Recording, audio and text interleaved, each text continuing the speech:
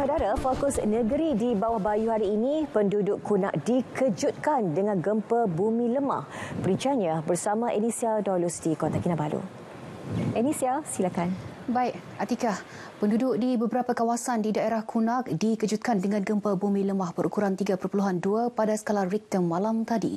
Gegaran yang dirasai di Kampung Kunak Jaya, Kampung Kunak 3 dan Kampung Pangkalan Lama mencemaskan penduduk. Menurut Jabatan Meteorologi Malaysia, pusat gempa itu berlaku di koordinat 4.6 darjah utara dan 118.2 darjah timur dengan jarak 13 km barat daya dari Kunak pada 11.10 malam. Kakak baru mau tidur lah kan. Jadi sebelum tidur tu duduklah sekejap terstilam. Pas tengok telefon, tiba-tiba kakak ada rasa gegaran. Lepas tu dalam sekejap saja, tidak sampai 1 minit lah, dia macam agak kuat sikit. Jadi macam cengang juga kan. Gegaran tu pertama agak kuat, kemudian dia tidak sampai berapa saat dia ada susulan lagi. Itu dalam masa 1 minit lah yang di belakang tu. Rasa takut juga lah kan gegaran. Macam menggelabah sekejap. Saya berada di rumah, masa santai-santai lah, minum-minum kopi itu kan. Saya di kawasan hadapan rumah. Memang saya rasa gegaran lah. Tapi macam sekejap saja lah. Tak banyak, tak lama lah. Perasaan risau tu ada juga sedikit. Tapi itulah. Nampak gegaran tu tak lama kan. Jadi saya macam sekali sih, macam saya rasa sekali sih ya. Lepas tu tak ada lah. Okey, yang semalam tu masa aku tidur, tapi aku tak bangun dari sebab gegaran tu dia terlampau kuat juga. Dalam jam 11 lebih malam begitu. Tidak juga, cuma dia sekejap lah tapi kuat. Tak bangun aku. Sedangkan itu musim aku tidak sihat bah. Sakit kan saya punya kaki gaut. Tapi oleh sebab gegaran tu tak bangun aku. Dalam pada itu, tinjauan kru RTM di sekitar daerah ini mendapati aktiviti harian di kawasan berkenaan berjalan seperti biasa, terutamanya aktiviti berurus niaga, khususnya di kawasan Pekan Kunak. Sementara itu, menerusi kenyataan Timbalan Pengarah Jabatan Bomba dan Penyelamat Sabah Farhan Sufian Borhan, pihaknya tidak menerima sebarang panggilan kecemasan mengenai kejadian itu. Bagaimanapun, pihak bomba membuat pemantauan kawasan dari semasa ke semasa. Semua ahli Parti Pribumi Bersatu Malaysia Bersatu di Sabah perlu bekerjasama dan bersatu hati dalam meneruskan perjuangan parti demi kemajuan negeri sesuai slogan Sabah Maju Jaya. Jalinan Gabungan Rakyat Sabah Barisan Nasional GRSBN adalah kemahuan rakyat sendiri yang mahukan sebuah kerajaan yang stabil dan kukuh demi pembangunan negeri.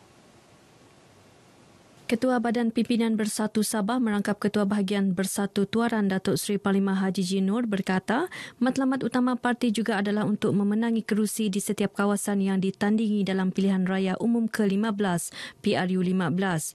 We will work together with our rakan bersekutu. Rakan GRS, rakan bersekutu, dia adalah rakan yang dalam satu perjuangan kita akan bersama-sama mereka untuk memastikan bersatu ini sebagai satu parti yang kuat dan kita akan bagi apa juga peluang-peluang yang sepatutnya kepada mereka. Sama ada dalam pilihan raya ataupun dalam apa juga yang kita perjuangkan. Beliau berkata demikian kepada media selepas merasmikan persidangan tahunan Bersatu Bahagian Tuaran tahun 2022. Lebih 4,000 perwakilan dan pemerhati Bersatu Bahagian Tuaran menyertai persidangan ini yang turut disertai pemimpin parti komponen GRS iaitu Parti Progresif Sabah SAPP, Pertubuhan Kebangsaan Sabah Bersatu USNO, Parti Solidariti Tanah Air Co-Star dan Parti Bersatu Sabah PBS. Seramai 180 penerima darjah kebesaran, bintang dan pingat kehormatan negeri Sabah sempena hari jadi rasmi ke-69 Tuan Yang Terutama TYT yang di-Pertuan Negeri Sabah Tun Dr. Johar Datuk Mahiruddin di Istana Seri Kinabalu hari ini. Upacara dimulakan dengan pengurniaan darjah kebesaran kedua tertinggi negeri iaitu Panglima Gemilang Darjah Kinabalu PGDK yang membawa gelaran Datuk kepada 31 penerima. Isteri Ketua Menteri Sabah, Datuk Julia Salak mendahului senarai penerima PGDK diikuti adun sebatik Datuk Hassan Egani Pangeran Amir dan pengerusi Yayasan Nur Jauhar, Brigadier Jeneral Datuk Alhambra Johar. Bagi watika pelantikan Jaksa Pendamai, JP dikurniakan kepada 3 penerima. Sementara Ahli Setiadarja Kinabalu, ASDK menyaksikan 28 penerima, manakala Ahli Darjah Kinabalu, ADK, 42 penerima termasuk bekas pengulas sukan RTM Sabah dan juga bekas pengurus Sabah FM, Jali Jambul. Bintang Setia Kinabalu BSK menyaksikan 33 penerima, Bintang Kinabalu BK 28 penerima dan 15 penerima bagi Pingat Perkhidmatan Terpuji PPT.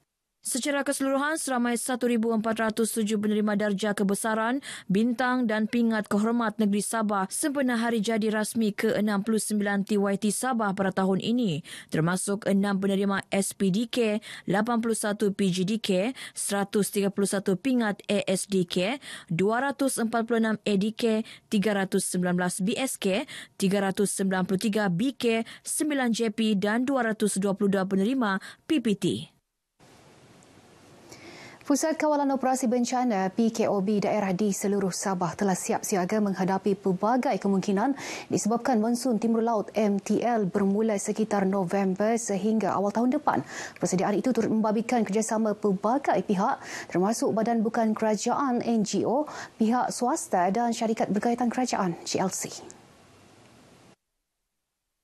Setiausaha Jawatan Kuasa Pengurusan Bencana Negeri, Dato' Awang Syaminan, Dato' Awang Syari berkata, kerjasama semua pihak dalam persediaan menghadapi MTL mampu mengurangkan impak kepada penduduk. Kita lebih suka sumbangan-sumbangan yang berupa aset lah seperti begini dan juga sumbangan-sumbangan berupa life jacket dan juga mungkin berupa makanan lah. Jadi itu antara sumbangan-sumbangan yang mungkin memerlukan. Yang penting dia boleh dapat disalurkan dengan segera dan melalui saluran yang tertentu lah, melalui pejabat daerah di mana saja di seluruh daerah lah. Beliau ditemui media selepas menghadiri program bantuan bencana Petronas di Pejabat Angkatan Pertahanan Awam Malaysia APM daerah Kota Belud. Dalam program ini, 3 bot dilengkapi dengan enjin, 1,000 kemah boleh lipat, 700 jaket keselamatan serta 7,000 baju hujan diserahkan kepada Timbalan Pengarah APM Sabah, Lieutenant Colonel Nasrullah Muhammad Nazir. Inisiatif ini merupakan sebahagian daripada sumbangan sebanyak 25 juta ringgit yang diumumkan Petronas pada Disember 2021 bagi membantu mereka yang terjejas banjir di negara ini. Ini adalah memenuhi hasrat Petronas juga untuk sedikit sebanyak meringankan beban yang agensi-agensi yang terlibat dalam pengurusan bencana dan juga mangsa-mangsa banjir. Harapan pihak Petronas agar apa-apa bantuan yang diberikan dan kerjasama dengan agensi-agensi berterusanlah supaya kita boleh mengurangkan kesan banjir terhadap mangsa-mangsa banjir.